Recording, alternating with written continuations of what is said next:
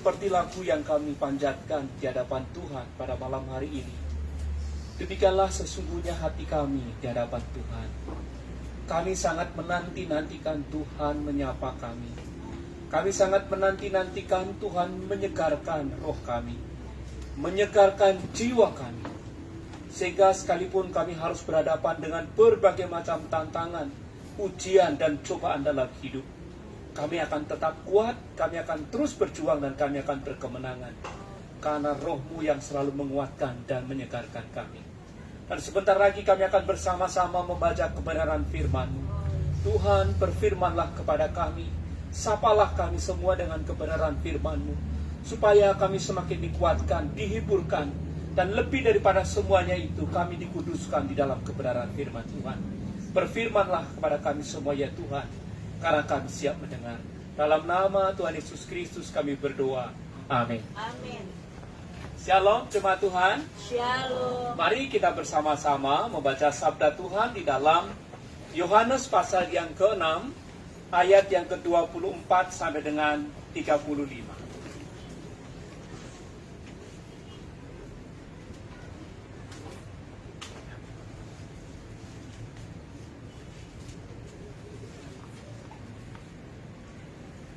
Injil Yohanes pasal yang ke-6, ayat 24 sampai dengan 35. Jika sudah ketemu, kita membacanya secara silih berganti.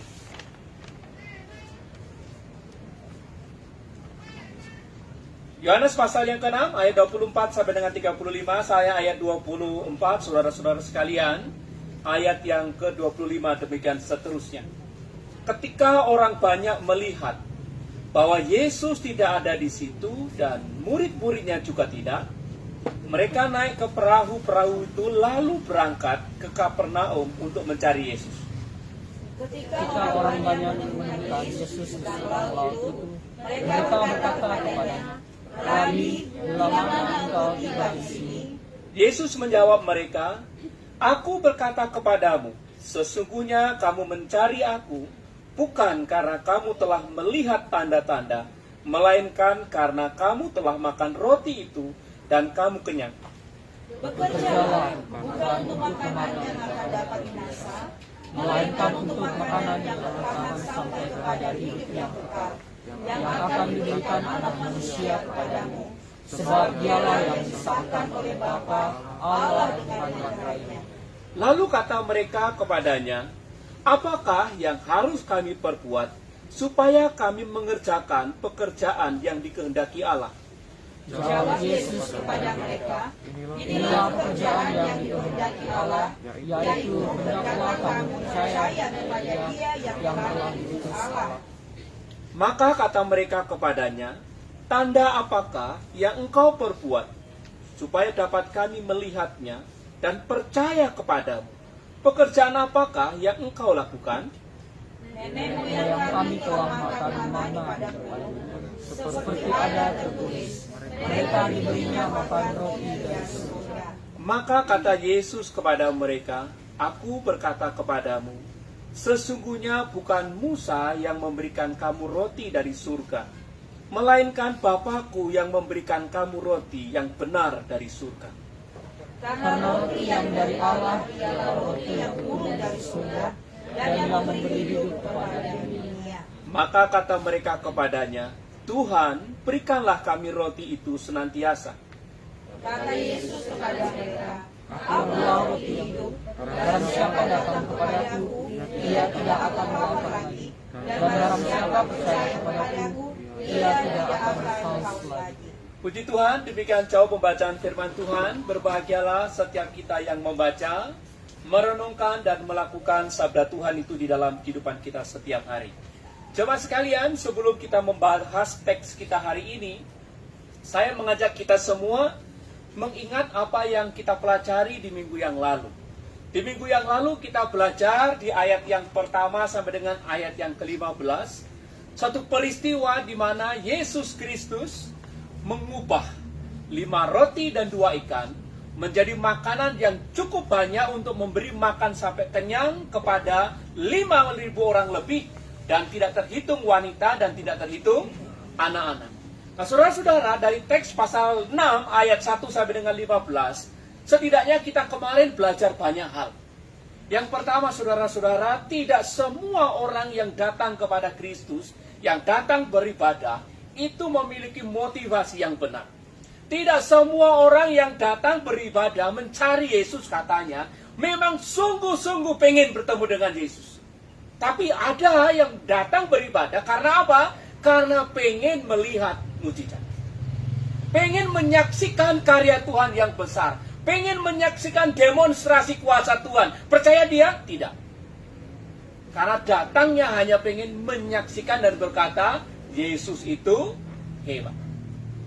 Tapi saudara-saudara, dari teks yang kita pelajari di minggu yang lalu, meskipun orang itu datangnya dengan motivasi yang salah, meskipun dia datang dengan tujuan yang salah, dengan maksud yang tidak benar, tapi hal yang menarik yang disampaikan dalam firman Tuhan adalah Tuhan Yesus tetap memperlakukan mereka dengan penuh kasih. Ingat, di dalam kitab Yohanes maupun di dalam Matius pasal yang ke-14, begitu melihat orang banyak yang datang berbondong-bondong itu, firman Tuhan berkata, hati Yesus itu penuh dengan belas kasihan. Menyaksikan mereka, Yesus sangat iba, lalu Yesus mengajar tentang kerajaan Allah kepada mereka. Yesus melakukan penyembuhan kepada mereka, dan yang terakhir, Yesus memberi makan kepada mereka. Masih ingat ya cerita itu ya? Lalu saudara-saudara, yang ketiga inilah, pada waktu Yesus memberi makan kepada orang banyak, Yesus melibatkan para murid. Pada waktu para murid mengajukan di dalam Matius pasal yang ke-14, Guru, suruhlah mereka turun, supaya mereka cari makan. Nanti kalau mereka sudah kenyang, baiklah mereka kesini lagi untuk mendengarkan pengajaranmu, untuk menikmati pengajaranmu, untuk tinggal bersama-sama dengan engkau. Yesus berkata kepada mereka, bukan mereka yang harus pergi, tetapi kamu yang harus memberi makan. Jadi pada waktu para murid mengusulkan agar orang banyak ini pergi meninggalkan Yesus untuk mencari makan, Yesus berkata, tidak, engkau yang harus bertanggung jawab. Ketika kita duduk sebagai para murid, tentu peristiwa ini, perintah ini, merupakan satu perintah yang sepertinya mustahil kita lakukan. Karena apa? Dalam teks firman Tuhan minggu yang lalu kita belajar, situasinya sepi, lokasinya di gunung, ya kan, sudah mulai malam. Dan duitnya tinggal berapa? 200 dinar. Ini satu tugas yang sepertinya sangat mustahil untuk dilakukan. Lalu Tuhan Yesus berkata begini, apa yang ada padamu? Lalu setelah mereka mencari-cari, mereka ketemu ada satu. Guru, ada seorang anak kecil yang membawa apa? 5 roti, 2 ikan. Lalu Yesus berkata apa? Bawalah kemari. Saudara-saudara, minggu yang lalu kita belajar begini. Ketika Tuhan memerintahkan kita untuk melakukan sesuatu, Tuhan tahu kita pasti mampu melakukannya. Amin. Mengapa kok kita pasti mampu melakukannya? Karena selain Tuhan memerintahkan, Tuhan pula terus berinisiatif menolong kita supaya kita dapat mengerjakan firman Tuhan itu. Sehingga pada waktu Yesus berkata, engkau harus memberi mereka makan, Yesus tidak tinggal diam lalu ongkang-ongkang kaki nunggu, ayo, apa yang bisa kamu perbuat? Tidak. Yesus secara aktif mendekati para murid dan berkata, apa yang ada padamu? Lalu hanya 5 roti, 2 ikan, bawalah kemari. Tugas para murid hanya memindahkan roti yang ada di tangan anak-anak itu, lalu dibawa kepada Yesus. Setelah itu, setelah roti dan ikan ada di tangan Yesus, lalu Yesus berkata, suruhlah mereka duduk berkelompok-kelompok. Mereka mengerjakan itu. Setelah Yesus memecah-mecahkan roti, membagi-bagikan mereka dan menyuruh membagi-bagikan kepada orang lain, orang-orang yang datang kepada itu, mereka taat melakukan itu. Dan apa yang terjadi? Ketaatan mereka membuat mereka mengalami 2 peristiwa besar. Yang pertama, mereka dapat memberi makan seperti yang Tuhan Yesus inginkan. 5.000 orang dikenyangkan, bahkan lebih daripada itu. Mereka diberikan sisanya berapa? 12 keranjang. Nah, saudara-saudara sekalian, peristiwa yang spektakuler di sore itu, peristiwa yang spektakuler di malam itu, menimbulkan rasa yang ingin tahu yang dimiliki masyarakat itu semakin kuat. Masyarakat semakin antusias untuk bisa bertemu dengan Yesus. Peristiwa sore itu membuat mereka selalu terngiang-ngiang pengen segera bertemu dengan Yesus. Untuk apa? Untuk melihat mujizat. Bukan untuk menyembah Tuhan. Ini yang menarik saudara-saudara. Mari kita perhatikan teks kita hari ini. Kita mulai perhatikan di ayat yang ke-24.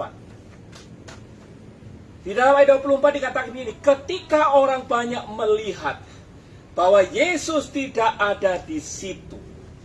Ingat, ketika mereka melihat bahwa Yesus tidak ada di situ. Kapan mereka ada di situ?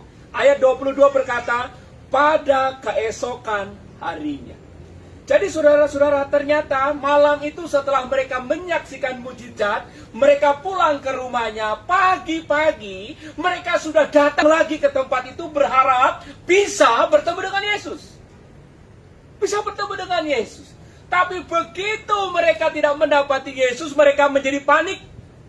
Lalu di ayat 24, bahwa Yesus tidak ada di situ, dan murid-muridnya juga tidak. Apa firman Tuhan berkata? Mereka naik ke perahu itu. Jadi dari sini kita bisa langsung melihat yang datang itu orangnya banyak.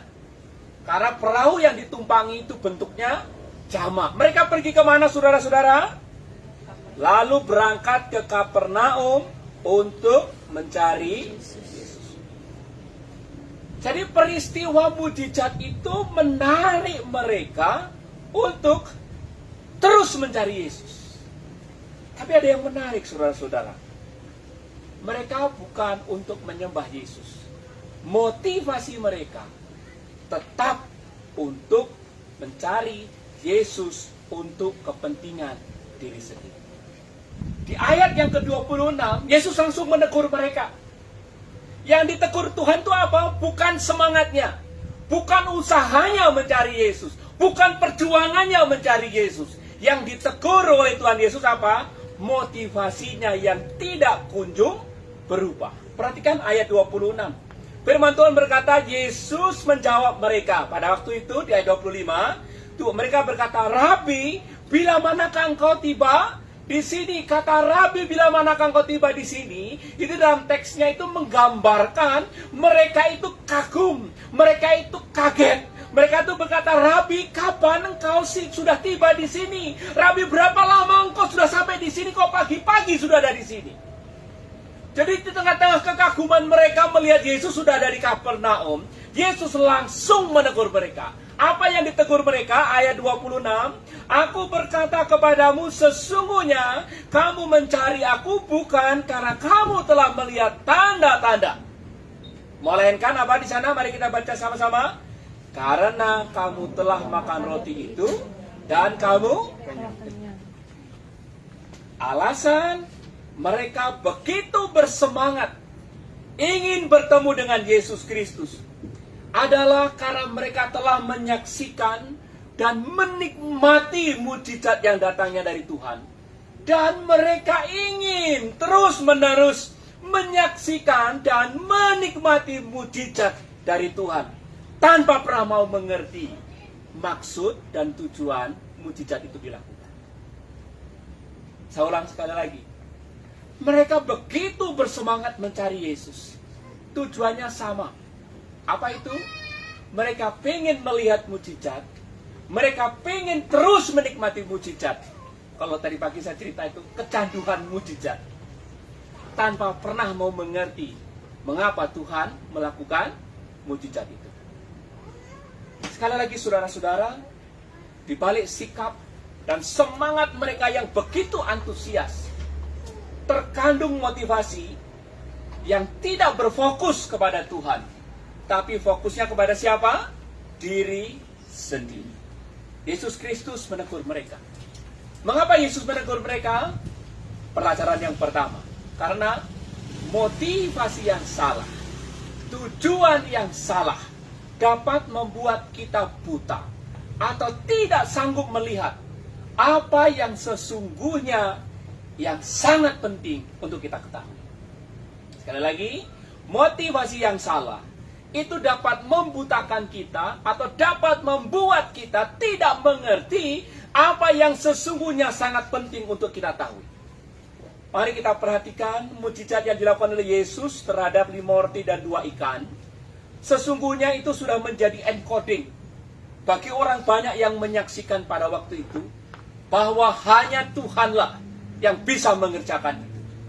Tetapi, apakah mereka percaya kepada Yesus sebagai Tuhan? Ternyata tidak. Kalau kita membaca ayat 30 sampai dengan 31, mereka percaya nenek moyangnya waktu mendapat mana dari surga itu sebagai mujizat daripada Tuhan. Tetapi terhadap apa yang dilakukan oleh Yesus, mereka tidak pernah percaya itu. Bisa dimengerti di sini? Jadi apa yang dilakukan Yesus itu just casual miracle. Mujizat yang biasa tanpa mereka melihat bahwa ada Tuhan yang bekerja di situ. Oleh karena itu di ayat yang ke-26, firman Tuhan berkata, Yesus menjawab mereka, Aku berkata kepadamu, sesungguhnya. Kata ini kalau diterjemahkan di dalam bahasa Inggris, ada 3 varian penerjemahan. Varian yang pertama dikatakan gini, Very truly, I tell you. Memiliki makna apa? Sesungguh-sungguhnya, aku berkata kepadamu. Jadi artinya, nggak main-main nih. Aku mengatakan yang benar kepadamu. Varian yang kedua, itu memiliki makna begini. I tell you the truth. Aku berkata kepadamu satu-satu kebenaran yang sangat penting untuk kamu ketahui. Varian yang ketiga bisa berbunyi begini. Truly, truly, I tell you. Apa itu maksudnya? Sebenar-benarnya. Jadi gak ada yang lain. Aku mengatakan kepadamu. Artinya apa saudara? Tanpa kenal kompromi. Tanpa basa-basi. Tuhan Yesus Kristus langsung menyingkapkan apa yang ada di dalam hati mereka, di mana mereka berjuang, berbondong-bondong datang kepada Yesus, bukan karena sudah melihat tanda-tanda, tetapi karena mereka ingin mengejar mujizat.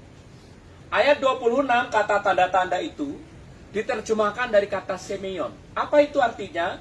Yaitu memiliki makna tanda ajaib yang diberikan secara khusus untuk mengkonfirmasi, untuk menguatkan atau mengotentitaskan dengan maksud meninggikan orang yang melakukan mujizat itu.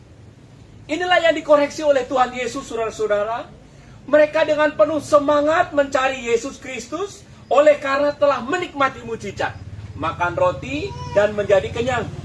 Tanda-tanda ajaib yang dikerjakan oleh Yesus tidak pernah mereka lihat sebagai karya daripada Tuhan. Nah, saudara-saudara, mereka semakin terfokus kepada berkat dan mujizat, dan bukan kepada si pembuat mujizat dan si pemberi berkat. Melihat Yesus begitu penuh kuasa, mereka semakin terfokus kepada hasil daripada kuasa itu dan bukan kepada sumber kuasa itu. Melihat Yesus bisa memberi jawab kepada kebutuhan mereka, mereka fokus kepada Tuhan jawab tanpa pernah mau mengenal si pemberi jawab itu.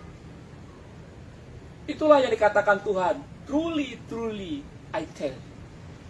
Yesus menegur mereka, Yesus menyatakan isi hati mereka, Yesus memberitahu mereka apa? Bahwa yang kedua, mujizat atau tanda-tanda itu dikerjakan oleh Tuhan dengan maksud untuk apa? Membawa umatnya mengenal dan percaya kepada Tuhan. Saya ulang sekali lagi. Ketika Tuhan mengerjakan mujizat, ketika Tuhan melakukan tanda-tanda ajaib di dalam kehidupan kita, itu tidak semata-mata untuk memberkati kita, untuk menolong kita, tetapi itu memiliki makna agar kita ini berpaling kepada Tuhan. Agar melalui mujizat ini kita berpaling kepada Tuhan dan mata kita tertuju kepadanya dan bukan kepada mujizat itu. Seringkali dalam hidup ini kita menemui, kita hanya terfokus pada mujizat. Please Tuhan, buat mujizat. Please Tuhan, tolong aku. Please Tuhan, berkati aku. Please Tuhan, lakukan ini. Please Tuhan, lakukan. Dan ketika Tuhan sudah melakukan itu, berhenti kita. Tanpa pernah melihat mengapa Tuhan menolong kita. Betul apa betul? Coba tanya kiri kanannya, betul nggak? Gitu. Betul kan saudaraku? Cobalah kita jujur sedikit. Seringkali kalau kita berdoa, list doa kita banyak nggak? Tuhan berkatilah usahaku, berkatilah ini, pokoknya usahaku uang dari 1.000 jadi 10.000, 10.000 jadi 10 juta, 10 juta jadi 100 juta. Pokoknya doa kita banyak banget. Dan ketika Tuhan mengabulkan doa kita, jarang sekali kita bertanya, kenapa ya Tuhan mengabulkan doa? Yang sering kita lakukan adalah, begitu doa kita sudah dijawab oleh Tuhan, begitu Tuhan sudah melakukan mujizat kepada kita, kita berkata, puji Tuhan, haleluya, dan menginginkan apa? Yang lebih lagi. Tuhan, aku hari ini sulit sekali bayar uang kontrakan. Tuhan tolong. Oh Tuhan tolong, haleluya. Ya gitu ya. Lalu singkat cerita Tuhan buat mujizat. Ada berkat Tuhan sehingga kita bisa bayar kontrakan langsung 2 bulan. Hati kita jadi senang. Pertanyaan, setelah Tuhan buat mujizat bisa bayar kontrakan 2 bulan, doa kita naik nggak mintanya? Naik. Tuhan, motorku ini sudah waktunya, sudah waktunya berubah. Motorku ini masih pakai perselen kaki. Ya Tuhan ubah supaya tinggal di gas rem, atau yang mati. Bisa dimengerti? Begitu motor dikasih, permintaannya naik nggak? Mobil. Pokoknya naik aja. Tapi pertanyaan saya, pernah nggak kita bertanya kepada Tuhan, berkata, Tuhan, kenapa Engkau menjawab doaku? Padahal hidupku nggak beres-beres banget. Betul apa tidak? Pernahkah kita menanyakan hal itu? Pernahkah kita bertanya kepada Tuhan, kenapa Engkau menolong aku dan bukan kepada orang lain? Tuhan, kenapa Engkau memberkati aku dengan begitu banyak dan tidak kepada orang lain? Pernahkah kita melakukan itu? Kalau tidak pernah, jangan-jangan kita seperti orang banyak ini. Kita kecanduan mujizat. Dan kita menjadikan Yesus bukan juru selamat, tapi tukang buat mujizat. Kalau percaya, kata kamu percaya, ya di mulutku percaya. Tapi percayanya kepada siapa yang sesungguhnya? Kepada diriku sendiri. Saudara, ingat baik. Di balik mujizat yang Tuhan lakukan, di balik mujizat yang Tuhan kerjakan, Tuhan mau memperkenalkan dirinya kepada kita. Amin. Di balik Tuhan membuat mujizat anggur atau air menjadi anggur di pasal yang kedua, Tuhan Yesus ingin memperkenalkan kepada mereka bahwa aku ini adalah Tuhan. Di balik mujizat yang ada di pasal yang kelima, di kolam Siloam itu, ada orang yang sudah 38 tahun sakit, lalu disembuhkan, angkatlah tilammu dan berjalanlah. Tuhan Yesus memberi pelakuan itu karena dia ingin memperkenalkan kepada orang banyak bahwa aku ini Tuhan atas hari Sabat. Dan di balik mujizat 5 roti 2 ikan itu, Tuhan ingin memperkenalkan dirinya kepada mereka semua bahwa aku ini adalah roti hidup. Kenapa kok demikian, saudara-saudara? Mereka pergi berbondong-bondong karena sudah menikmati roti yang mengenyangkan perut mereka. Betul ya? Jadi kalau saya boleh menafsir, mereka berbondong-bondong itu pengen mendapatkan makan dari Yesus lagi gitu loh. Pengen dapatkan makan lagi. Besok Yesus di mana, saya pergi lagi bertemu dengan Yesus, dapat makan. Nanti pergi ke sana lagi supaya dapat makan. Nanti pergi lagi ke sana dapat makan. Pokoknya setiap hari harus bertemu dengan Yesus supaya dapat makan. Nah, Yesus berkata, Yesus tahu masalah itu. Yesus mengenal pergumulan itu. Lalu Yesus di dalam ayat 35, mari kita baca bersama-sama. Pasal 6 ayat 35. Firman Tuhan berkata apa? Ayat yang ke-35. 1, 2, 3. Akulah, kata Yesus kepada mereka, akulah roti hidup. Barang siapa datang kepadaku, ia tidak akan lapar lagi. Dan barang siapa percaya kepadaku, apa di sana? Jadi saudara-saudara, ini kalau dalam istilahnya tuh Yesus tuh langsung melakukan bypass. Udah nggak usah perlu bertele-tele lagi. Kamu nggak usah lagi melanjutkan perbuatanmu itu. Kamu nggak usah lagi perlu pergi kemana-mana mengejar-ngejar aku. Sekarang aku berkata kepadamu, akulah roti hidup yang datang dari surga. Barang siapa datang kepadaku dan percaya, engkau akan menikmati roti hidup yang datangnya dari surga itu. Amin, saudaraku. Ini suatu teguran yang sangat luar biasa. Lalu dikatakan siapa roti hidup itu? Di ayat yang ke-33, Yesus adalah roti yang turun dari surga dan memberi hidup kepada dunia. Jadi Yesus ini memberikan suatu pemahaman baru kepada mereka. Kalau dulu nenek moyangmu setiap pagi mengambil mana dari surga, setiap hari mengambil secukupnya, kecuali menjelang hari Sabat harus mengambil 2 bagian. Kalau tidak mengambil gak dapat makan. Sekarang aku ini diutus dari surga untuk turun ke dunia. Untuk apa? Menjadi sumber hidup bagi semua orang yang mau apa? Yang mau datang dan percaya. Maka di ayat yang ke-50 Tuhan Yesus berkata begini, barang siapa makan daripadanya, ia tidak akan mati. Nah, mengapa bisa demikian? Karena Yesus adalah sumber kehidupan. Bisa dimengerti saudaraku? Yesus langsung memperkenalkan dirinya, aku ini loh sumber kehidupan. Maka pertanyaan, kalau begitu bagaimana caranya supaya aku dapat makan roti itu, dapat mendapatkan sumber kehidupan itu? Kembali kepada ayat 35, ayat 48 sampai dengan 51. Yaitu kita harus datang kepada Yesus dan percaya. Inilah maksud dan tujuan Tuhan melakukan mujizat di dalam kehidupan kita. Agar apa? Agar kita datang dan percaya kepada Yesus Kristus. Tuhan memberikan mujizat kepada kita dengan tujuan apa? Supaya kita berpaling dari diri kita kepada Tuhan.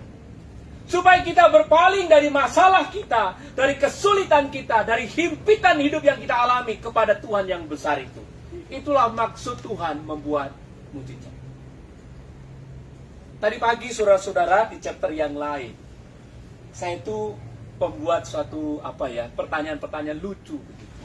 Saya tanya begini, di sini siapa yang pernah mabuk? Saya bilang begitu.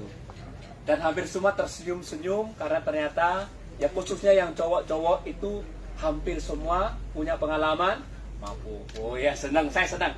Karena cuma yang saya layan itu orangnya jujur-jujur gitu kan. Lalu pertanyaan saya yang kedua, siapa yang pernah mabuk lalu naik motor dan jatuh? Langsung colek kiri kanan, colek kiri kanan gitu ya. Siapa yang pernah mabuk lalu jalannya nggak pernah lurus, pasti belok-belok, semua tertawa-tawa ya. Karena apa? Karena kalau begitu kita mabuk, kita mengalami disorientasi visual. Jadi jalan yang rata itu kelihatan melengkung-melengkung begitu ya kan. Terus pohon yang tinggi yang tegak lurus kayaknya miring gitu kan. Jadi jalannya begini-begini gitu lah kira-kira ya. Nah saudara-saudara, saya lalu tanya, pernah nggak kamu berpikir kamu sudah jatuh berapa kali, sakit berapa kali, kenapa Tuhan masih kamu diberikan hidup? Saya aja berpikir seperti itu. Kamu nabrak udah berapa kali, bahasa Banjarnya itu terkipai. Terkipai itu apa namanya? Seret gitu loh saudara-saudara, tahu kan? Jadi separuh badan itu mencium aspal gitu. Ternyata aspalnya lebih kuat, sehingga diperbat sini ya kan. Motornya diservis banyak gitu ya. Lalu saya tanya, pernah nggak kamu berpikir kenapa Tuhan masih memberi kamu umur panjang? Seringkali tidak pernah berpikir. Begitu sehat lagi, apa yang dilakukan? Lagunya Mbak Surip. Apa Mbak Surip? Bangun tidur, mabuk lagi. Sudahlah. Saudara, ingat baik firman Tuhan hari ini. Ketika Tuhan melakukan mujizat kepada kita, ingat, mujizat itu bukan hanya berarti dompet kita nggak ada uang, pulang tiba-tiba langsung isi 500 juta, bukan itu.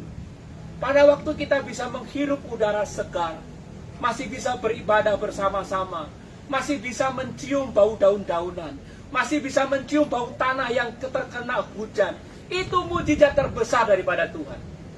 Coba saya mau tanya kepada kita, apa jadinya kalau hari ini, pada waktu kita ibadah di tempat yang terbuka, yang indah dan segar ini, saudara nggak bisa cium apa-apa? Nggak cium. Nasi bakar nggak kecium. Isolasi. Pedes nggak? Nggak. Coba-coba apa namanya?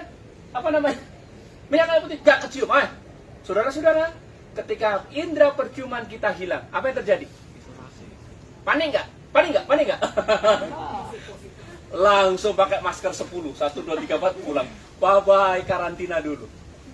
Nah, saudara, kalau hari ini kita masih bisa mencium udara, masih mencium bau kiri kanan, masih bisa mengecap rasa. Bukankah itu mujizat daripada Tuhan?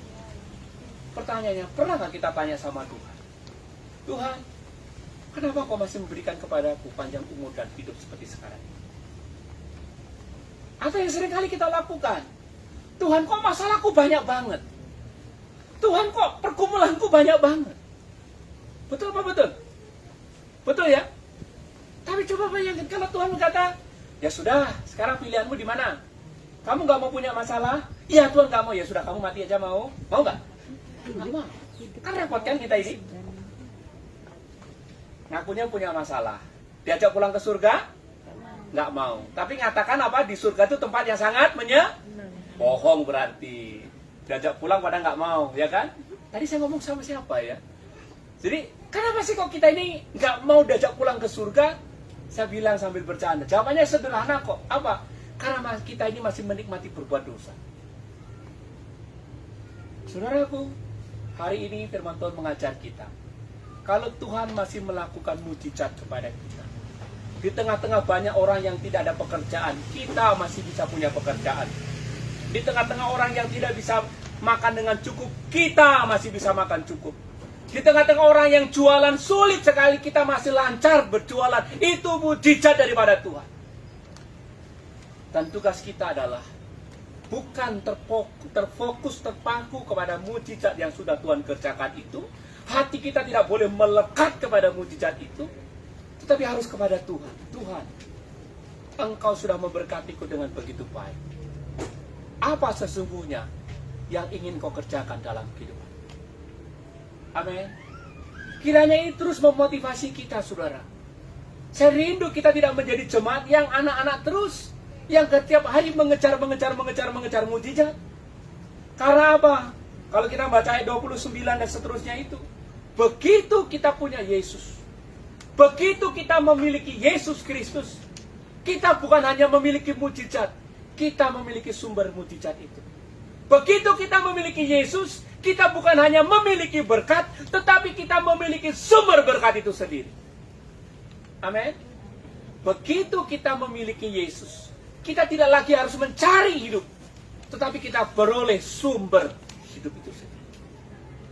Jadi jika demikian saudara-saudara, jika demikian Tuhan begitu mengasihi kita, Tuhan begitu memberkati kita, Tuhan begitu memelihara hidup kita, Tuhan begitu berjaga-jaga kehidupan kita, Tuhan sudah melakukan karya yang begitu luar biasa. Apa yang seharusnya kita kerjakan dalam kehidupan ini? Mari kita kembali ke ayat 29, saudara. Pasal yang ke-6, ayat yang ke-29. Mari kita baca bersama-sama. 1, 2, 3.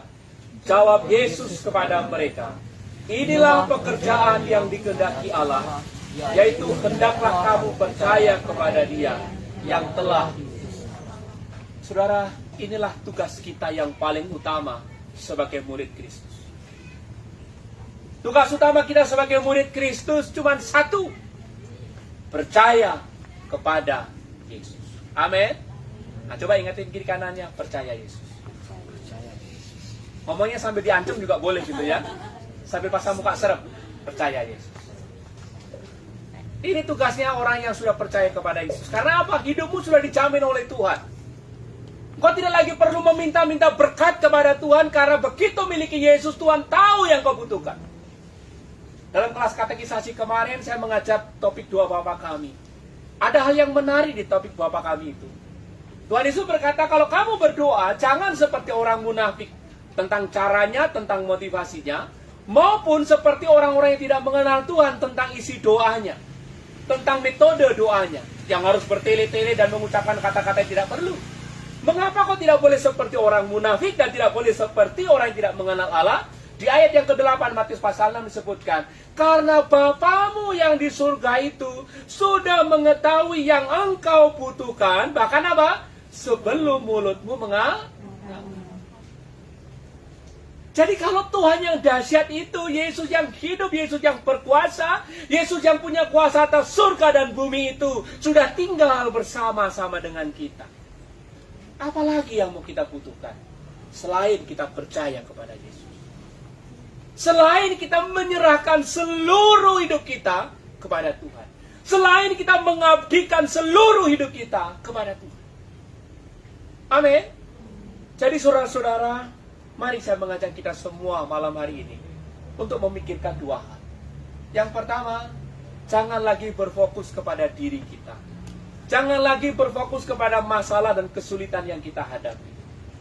Jangan lagi kita tenggelam dalam persoalan yang begitu rumit sampai kita lupa bahwa kita punya Tuhan Yesus yang penuh kuasa. Oleh karena itu, saya hari ini mengajak kita semua, buka hatimu. Izinkan Tuhan menyatakan kuasanya dalam kehidupan. Buka hatimu dan berkata, Yesus, aku percaya kepadamu. Kalau saudara pengen tahu lagu kesukaan saya, aku berserah. Tuhan, aku berserah. Sambil menangis, sambil menyanyi. Aku berserah pada Tuhan Juru Selamat, aku berserah. Apa maksudnya berserah? Apa yang Tuhan perintahkan, itu aku percayai, aku rasakan, aku lakukan. Amin. Itu yang namanya berserah. Kalau kita mengatakan, ya firman Tuhan betul, betul. Kamu percaya, percaya. Tapi Pak Simon, tahu kan mobil itu bannya berapa? 4. Ya toh? Mobil itu bannya ada 4. Tapi ingat, di belakang atau di bawah masih ada berapa? 1 ban serep. Sama. Kita percaya kepada Tuhan, ya percayalah. Tapi ke sebelah ya bolehlah lirik-lirik dikit. Kalau Tuhan tidak tolong, sebelah kan bisa. Itu namanya kurang ngajar. Itu kalau dalam bahasa Alkitab itu sudah berzinah. Nah, Tuhan tidak suka diselingkuhin. Amin. Jadi kalau masih ada punya ilmu-ilmu, punya pegangan-pegangan, segera tinggalkan, dan tinggalkan itu dengan segera sebelum Tuhan paksa untuk tinggalkan. Karena itu berzinah di hadapan Tuhan. Jadi kalau yang namanya berserah, kita tidak punya andalan lain, kita tidak punya pegangan yang lain, kita tidak punya sandaran lain selain Tuhan Yesus. Amin. Yang kedua, saya mengajak kita semua bergiat mengerjakan pekerjaan yang disuruhkan oleh Tuhan untuk mendatangkan kemuliaan-Nya. Apa itu? Percaya penuh kepada firman. Ingat firman Tuhan berkata, sebab firman Tuhan itu kuat dan lebih tajam dari pedang bermata dua manapun. Sekali Tuhan berfirman, itu pasti jadi. Sekali Tuhan mengatakan sesuatu kepada kita, itu pasti terjadi. Jadi pilihannya cuma 2, engkau nurut atau Badung. You know Badung? Bukan pasar Badung. Badung itu artinya, ya aku tahu, tapi menceng ke kiri, menceng ke kanan. Nanti Tuhan pukul, balik ke sini, pukul balik ke sini. Setelah babak belur baru berkata, aku berserah. Jadi kalau udah mau ibarat mobil, sudah penyok-penyok, lalu mengatakan Tuhan derek aku dong, gitu loh. Ketika direk, kita pilih yang mana? Kita pilih serah total sama Tuhan. Tuhan maunya apa terserah. Ingat, kita ada di tangan Tuhan yang penuh kasih. Atau kita masih bersandar pada kekuatan kita sendiri. Kalau kita masih bersandar pada kekuatan diri kita sendiri, Tuhan akan berkata, oke, ayo kita adu kekuatan. Nanti setelah kita kalah, baru kita berserah kepada Tuhan. Yang lain sudah maju 10 langkah, kita masih baru merangkak berdiri. Karena apa? Baru dihajar oleh Tuhan. Oleh karena itu, perenungan yang kedua, saya mengajak kita hari ini, mari kita berkomitmen di hadapan Tuhan. Tuhan, aku percaya kepada-Mu. Mari kita berdoa. Bapa di dalam kerajaan surga, hati kami melimpah dengan ucapan syukur karena firman yang boleh kami dengar pada malam hari ini. Engkau begitu baik dan mengingatkan kami semua di balik semua kebaikan dan kemurahan-Mu yang Kau kerjakan dalam kehidupan kami. Tuhan mau agar kami mengenal-Mu lebih dalam lagi. Tuhan mau agar kami mengenal-Mu lebih personal lagi.